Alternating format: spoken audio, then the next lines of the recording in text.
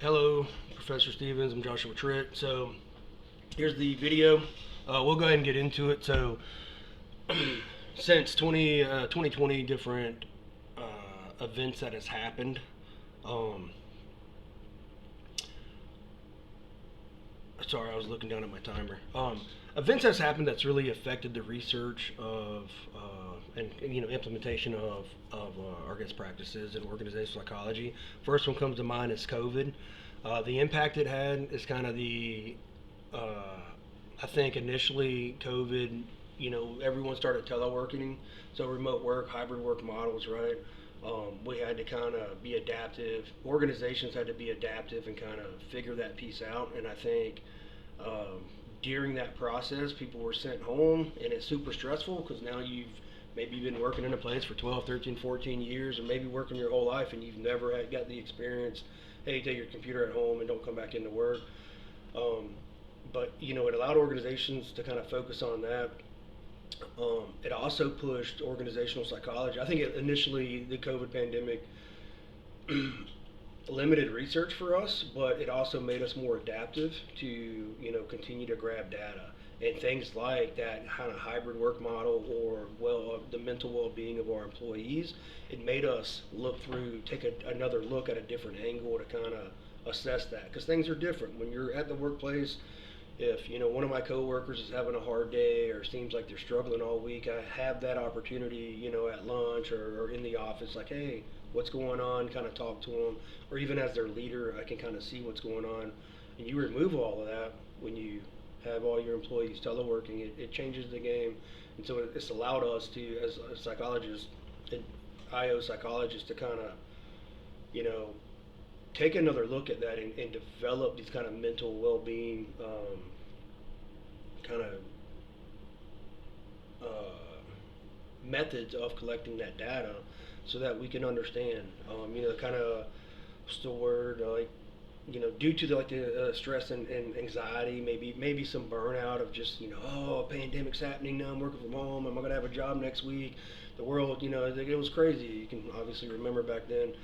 It creates all these things, but for us, it allows us to kind of look at leadership, and obviously advise these corporations on leadership and kind of how to revamp or remodel their crisis management. Another good one, another great idea is how do you, again, when you're at work with people and you can kind of see that stuff. And if someone has a death in the family, or maybe is about to give birth to a child, or maybe has that physical injury on the job or whatever, then obviously you can see that you're there with them. You're experiencing it, together. And when all that goes away, because people are working from home, you really have to stay on top of that because now, you know, one of your subordinate people you're not seeing every day. You maybe see them, once a month if you even came in at all, right? And then how do you kind of assess that, and how do you take care of your employees to kind of create that work culture that these organizations want? How do you show if someone's working for me? I appreciate that. I'm a small business owner. I don't have any employees. It's just myself right now. But when people work for me and I start hiring, I want to show them that I'm appreciative. Especially I'm hiring them to do a job. I want to pay them well, and I would, every organization I've worked for, kind of, they want to push that idea of, hey, I want to take care of you. If I'm your leader, I want to make sure you have everything that you need to excel, not only at your position but in life, right? Um, and so it allowed us to kind of look at leadership and crisis management, kind of revamp that stuff. Look at the leadership strategies and emphasize empathy and flexibility and resilience and stuff like that. And that's kind of what it did for us.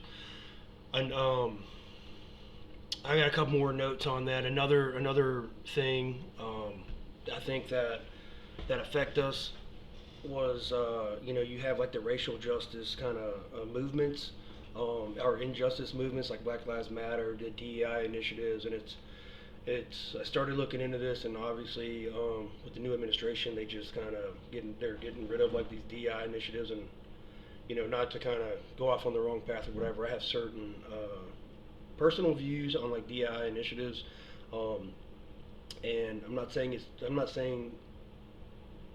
being diverse. Like, we need to be diverse in any organization. Diversity, most often, more times than not, is very key because you're bringing in people from everywhere with different worldviews and different attitudes and stuff like this, and that generally creates success. Very rarely does it not create success. But with that, you got to be careful. It's a slippery slope because if you start looking through the lens of of like these certain DEI initiatives, right? Because during the Black Lives Matter movement is one of the first ones that come to mind, right? And it was a big movement. And where's that movement now? It was, it is what it is. But like, how did that really affect anything, other than making corporations, larger companies or corporations, organizations, to kind of look through like a lens now of saying, hey, well, this is who we need to hire, or we need to, increase our percentage because we want to be accepted by the social norms of today's society. And when you start looking through a hue or a lens, right? And you stop focusing on, hey, I want to hire the right qualified people, you know. It's very easy to say skin color matters and this and that. We need to be diverse, but what I'm getting at is like when you stop looking at, when you lower the standard, or if in some cases, like studies suggest that you've had to lower the standard, right, due to some of these DI initiatives, because a certain percentage of people had to be, different ethnicities, if you will, right? And what you're doing is you're basically just agreeing to hiring people, less qualified people, based off their skin color. You know, personally, that's just as racist as the white guy up the road saying I don't like the black guy, and I'm not racist. I don't mean to like come off that way, but it's wrong is what I'm getting at. Because as an organization, you want to hire the most qualified people to do the job. We'll talk about OCBs like here in a few minutes, but I think you lose that.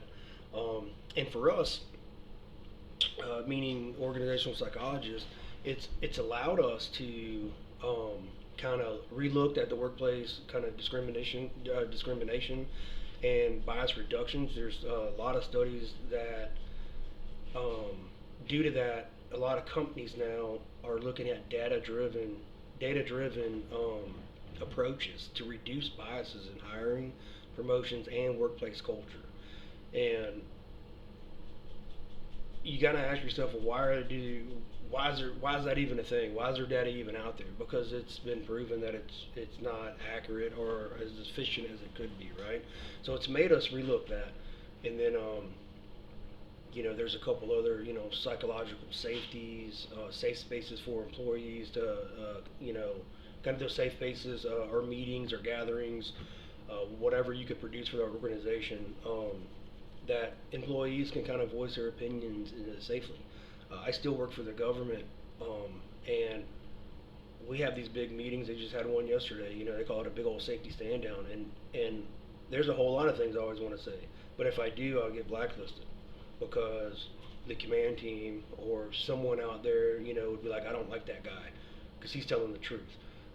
So really kind of ironing that out, and I think it's going to take decades more for it to become such a norm in organizations, but it's allowed us to kind of take that in as an aspect. So I got a whole list of these things just for the first questions. The last one I'll kind of talk about is artificial intelligence and kind of automation. Artificial intelligence and companies using automation to maybe replace people or whatever. I think it's allowed IO psychologists to include organizations to kind of redesign their job postings or maybe positions.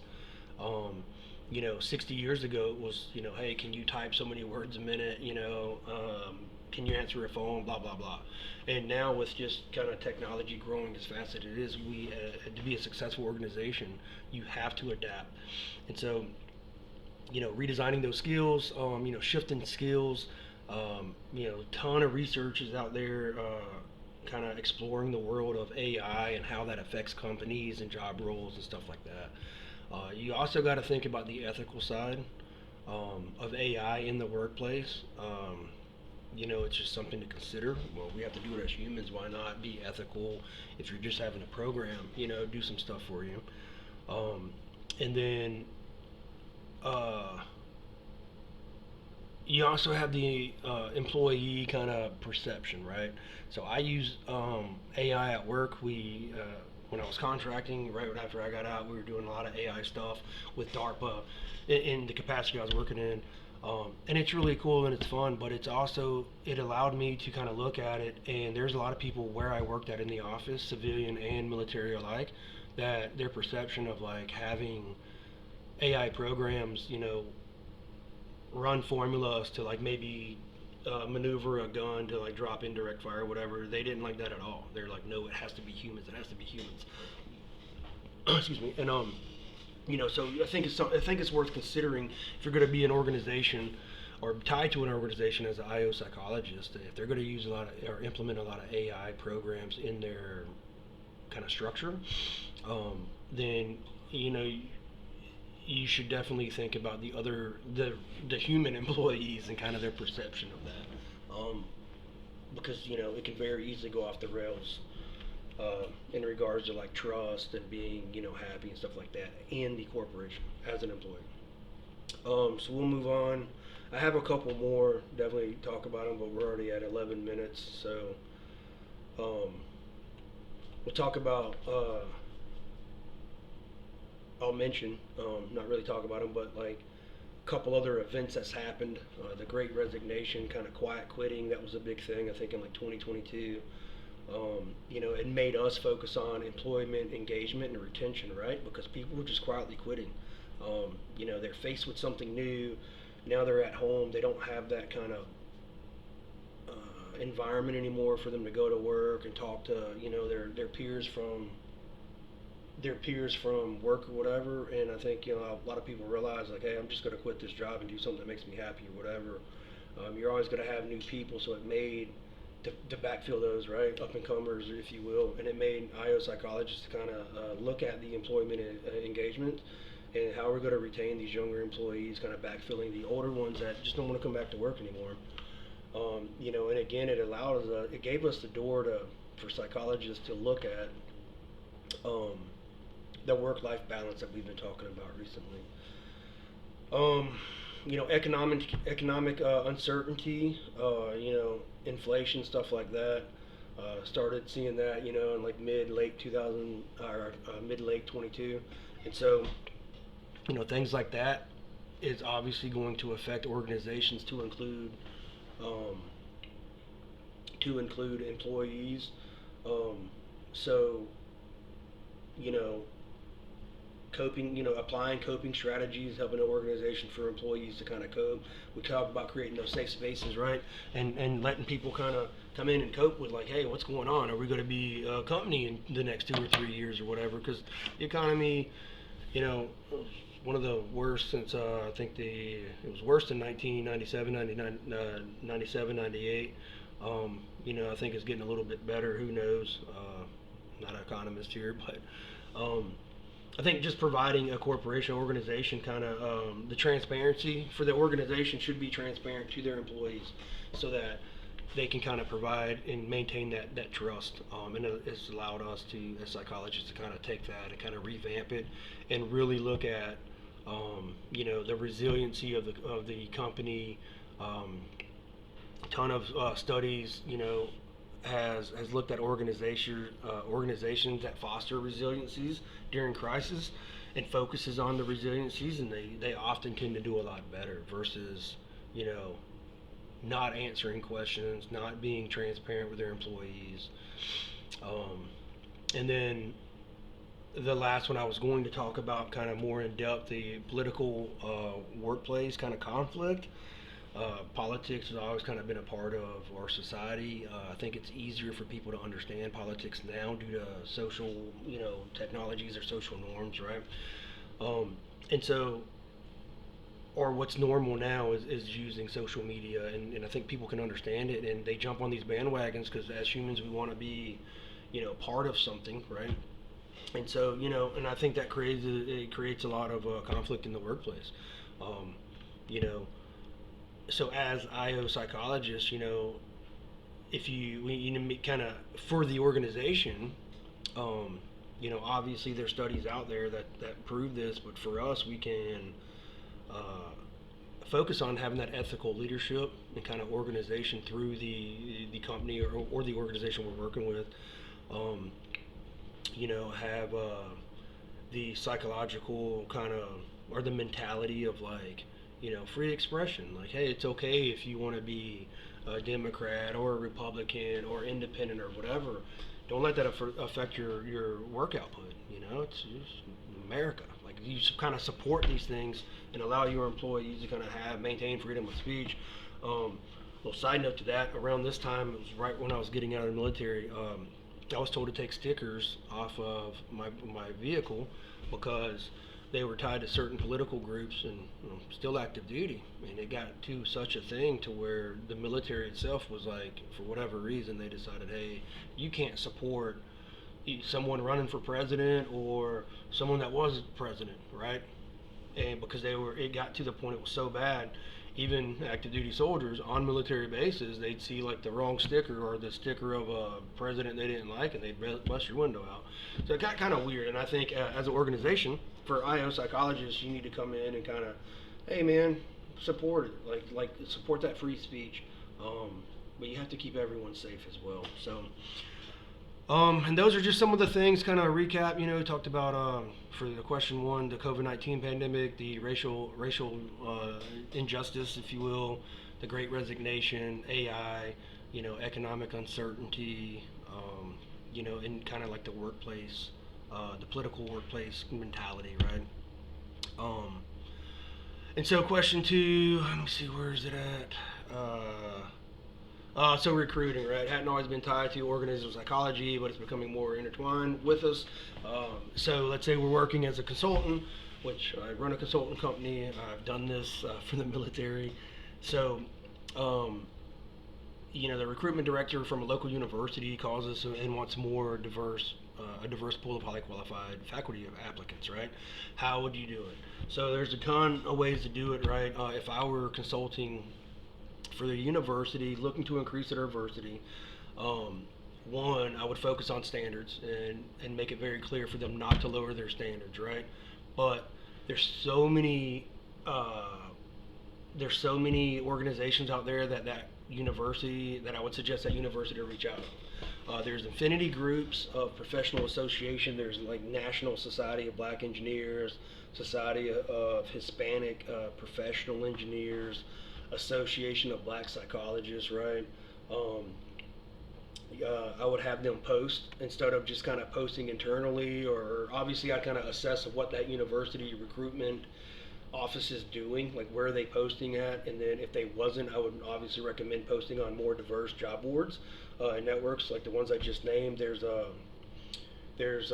wrote down a couple of them: diversejobs.net, HBC Connect, Hispanic Outlook on education, to name a few. Social media and LinkedIn, using social media to post jobs, there's no bias really there because content just goes out to everyone who opens up an app. LinkedIn's kind of very similar, right? And so those are good places I would recommend.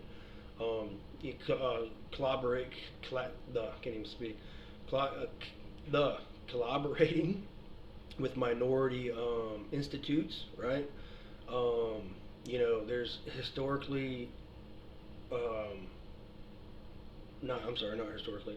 There's black colleges, black universities around, in every state I've ever been to.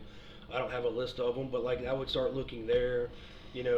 Tribal colleges is something that no one ever talks about, right? And they regardless of what you think or whatever, they get the same qualifications, same piece of paper when it comes to earning a degree as everyone else. In most cases, looking at recruiting specific PhDs for certain positions, right? So if I'm going to advise that recruiter, the university's recruitment office, I would say, hey, well, what positions do you have now? And then specifically get some of these higher paid positions, like PhD positions, because bringing that one person in, let's say we're a predominantly white school, and I have a PhD in biology that I need to fill. Well, I'm going to find that black or that Asian or that Hispanic PhD, right? Because we haven't lowered the standards, but I want to put them there. And that alone, through word of mouth, will show everyone that, whatever culture that person that we've hired um, comes from, that in itself, just filling the current open positions with, minorities, as long as they meet the standard, would, you know, is a recruitment tool in itself, because you're putting your money where your mouth is, so to speak. Then you get those guys in there, and then you can have them. Hey, you're a new hire for Liberty University, right? You're taking over. You're the PhD for biology. I want you to come on our weekly podcast. You've been here for a month or two. I want you to come back. Hey, you're new to the school, right? Come talk to us. Tell us what you think about Liberty University, and then in 90 days, 6 months, we'll have you back on and kind of do a follow up, right? And there's all these things because of social media, kind of societal norms of social media and how to use it, that you could do specifically. And so that's how I would, obviously actively recruiting, using conference and network events is always huge. But just make sure you're going to all the right ones, right? I mean, again, if you're a predominantly like white school, because maybe you're just in like a white area, but you want to diversify your not your network, your university in itself, then travel a little further. Go to these places that aren't so white or same color or whatever, and you're gonna have to put in the work and do what it takes. Um, and that's kind of like that's how I would approach that.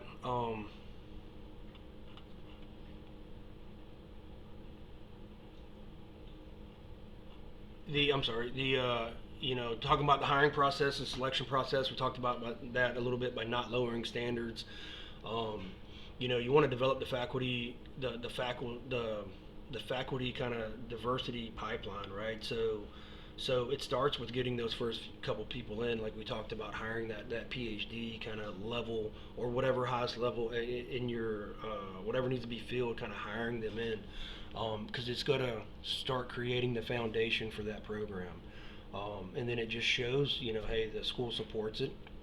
And by doing, a couple extra steps and kind of looking at how we hire, you know, the hiring process, maybe start looking at non-traditional career paths, expand your search committees, and maybe even revise the job description a couple of times, just to kind of see who's interested. And then now you have a bigger pool to kind of to fill those positions.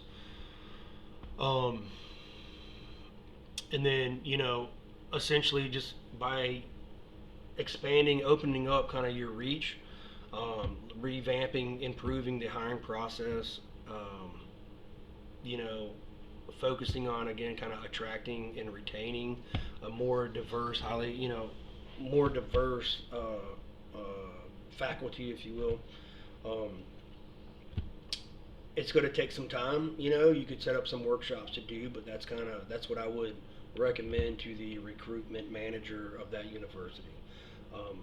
Obviously, kind of recapping, starting from don't lower the standards, but opening up kind of where you're pulled from, um, filling some of these positions if applicable, and then hey, it's going to take some time, but if you do it right, it's going to build that diverse group of members in your university. Um, so in regards to consulting with a hiring manager that just hired a high performer, and the manager is asking what they need to do to make sure the person stays happy for work. Um, you know, if you're trying to retain the high performer, um, and also reduce the work family kind of conflict, I would. I mean, it's going to be kind of individually. I think it's going to be different for everyone. So let's say I had multiple high performers. Um, for this question, we'll just focus on one. But I think as the leadership, you really need to understand their needs, right? What's important to them, and I think a lot of organizations don't. It's kind of like a singleton mindset that organizations have. It's, hey, you work for me, you're working this much a day, a week, whatever, and I'm paying you, this much money. And when you have that high performer and you want to make them happy, but you don't want to overwork them, you really need to know what's important to that. I currently work with a guy who's about to retire, and he wants to continue to come to work. He has nothing. He has identified himself with that job. His kids are grown. It's just what he likes to do. It's a great job we have out here where I work, and like just using him. I'm not going to say his name, but just using him as an example. He's 67 years old, and he doesn't want to stop working, even if his retirement's coming up in June. I think they're going to make him retire because he's been there so long. He still wants to come to work because it's all he knows. That's what makes him happy. And currently, the organization we work with don't understand that. But that's for him. For me, it might be, hey man, I don't want to work, 8, 10 hours, 12 hours a day. I want my weekends off, or I want more family time. It's just going to be more of an individual base. But I honestly think that if employers really took the time to understand, I think all employees, not just singling out a high performer, but all employees. I'm trying to turn on my light here. If they just understood all employees' kind of needs, personal wants and needs, they'd be way more successful at retention, because I think that's really overlooked. After the hiring process is done, you got that person, you got them reeled in, so to say, kind of a fishing analogy. I think that piece is forgotten about. So again, like the what is that employee's priorities? Offer flexible arrangements. If I'm the person doing the hiring, hey, maybe we do that hybrid kind of. We talked about it in COVID, like what everyone's seeing. Let's create that kind of hybrid, that flexible work schedule where you can spend more time at home and kind of benefit, and save more money by not paying gas and have more time, to take the kids to school, so on and so forth. Again, just kind of understanding their needs. Maybe, hey, would you like to come in early, or do you need a later work call because you take your kids to work? Things like that. With understanding that high performers, you got to have.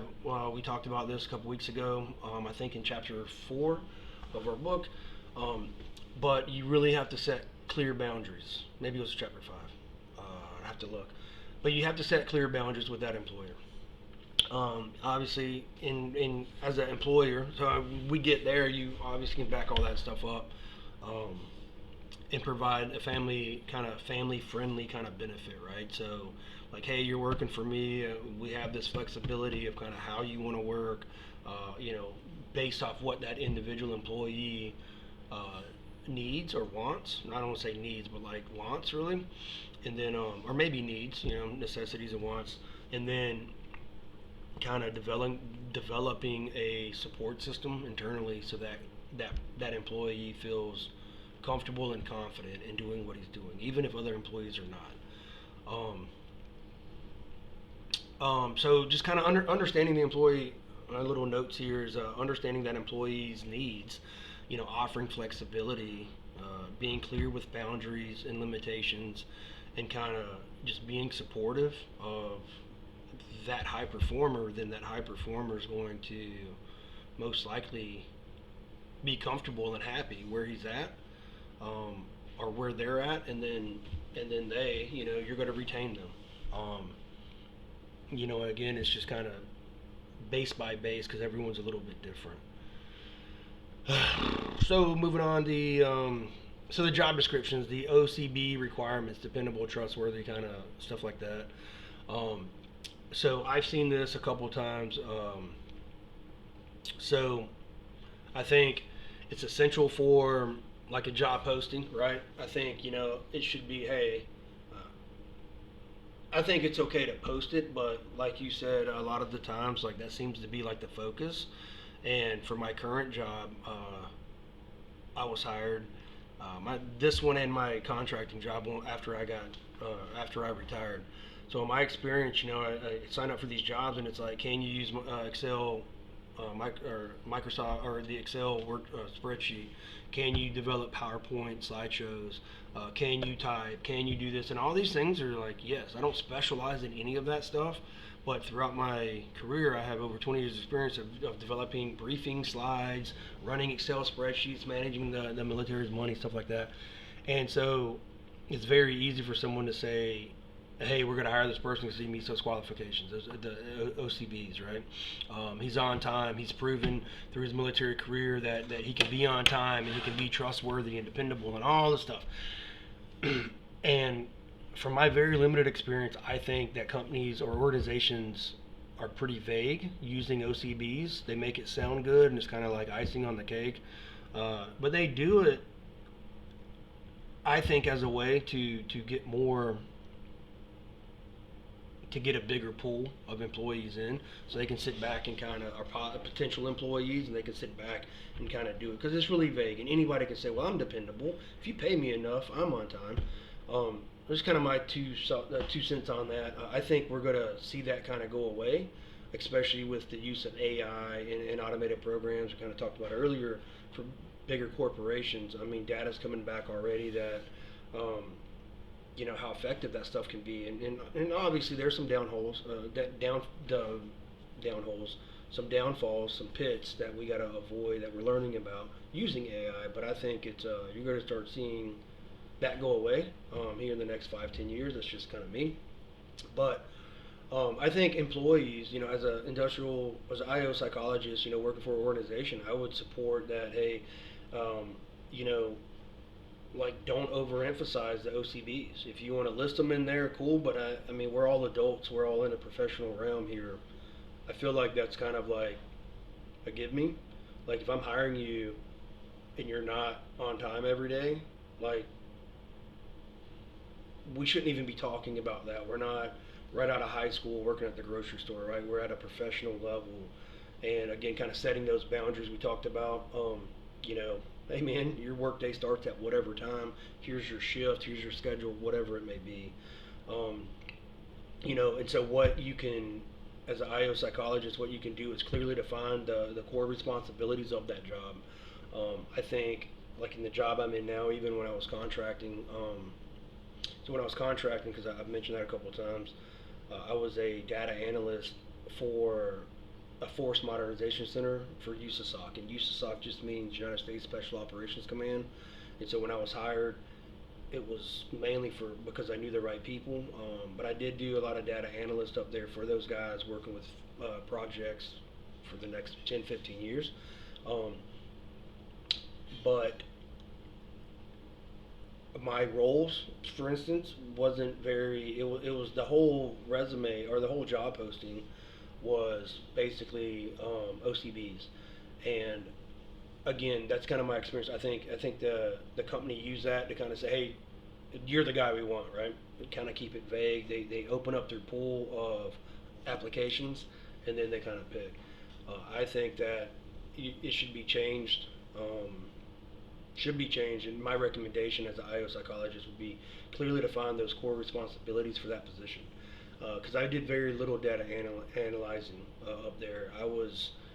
Uh, that was the job, and yes, I did do very little of it, but I ended up doing so many other things that I had no idea I'd be doing. From running a secure conference room for the general officer that worked with us, to doing like property stuff, hand receipts, for computers that people were taking home because we were dealing with the pandemic.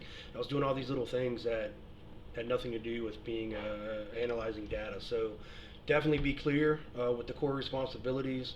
Um, be very specific. I think with the job, like, responsibilities, um, and the skills that come with that.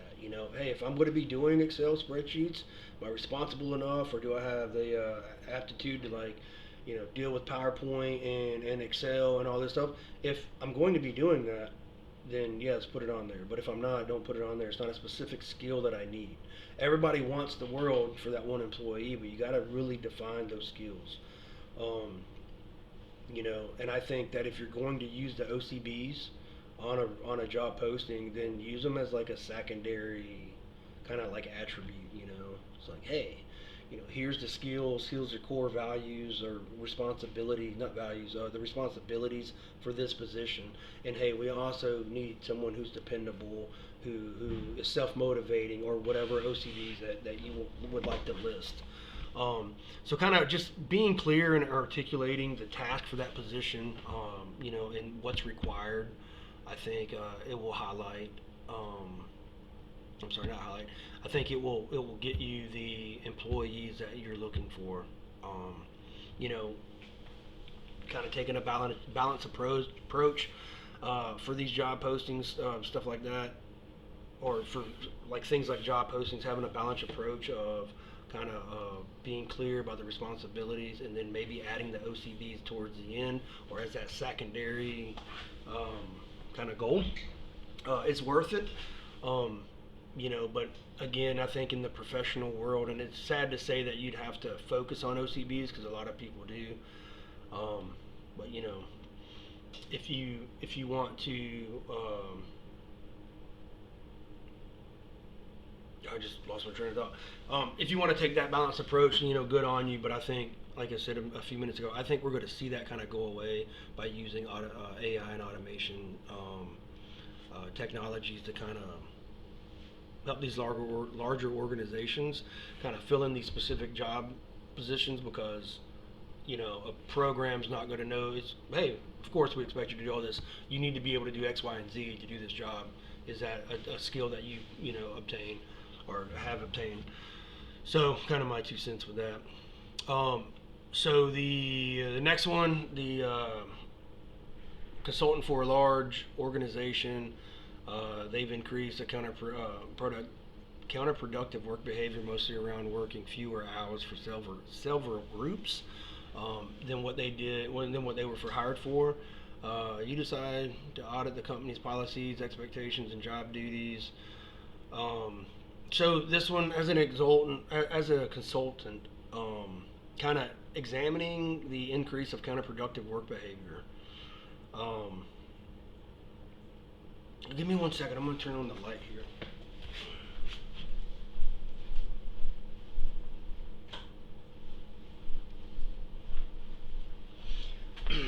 Sorry about that. It's getting dark.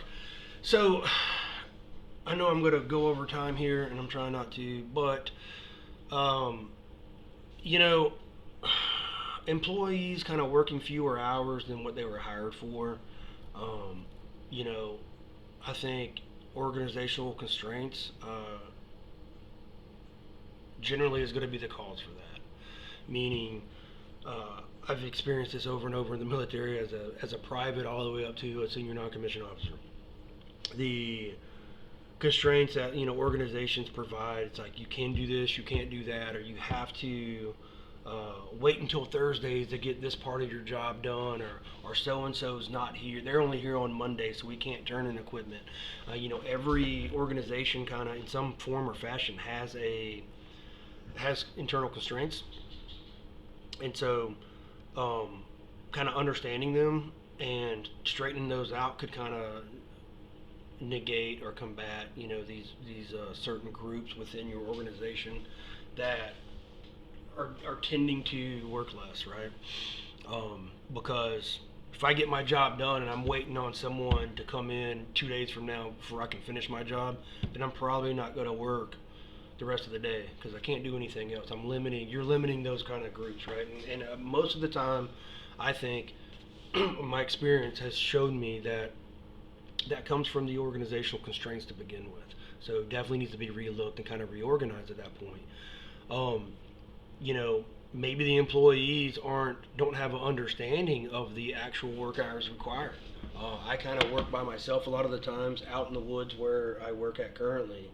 And when I'm there by myself, because other guys are not there or tasked out to do other things, there's no one. I'm in an unsupervised position, so it's very easy. When I was new, working out here as an example, no one said, "Hey, man, you have to be out here 8 hours a day."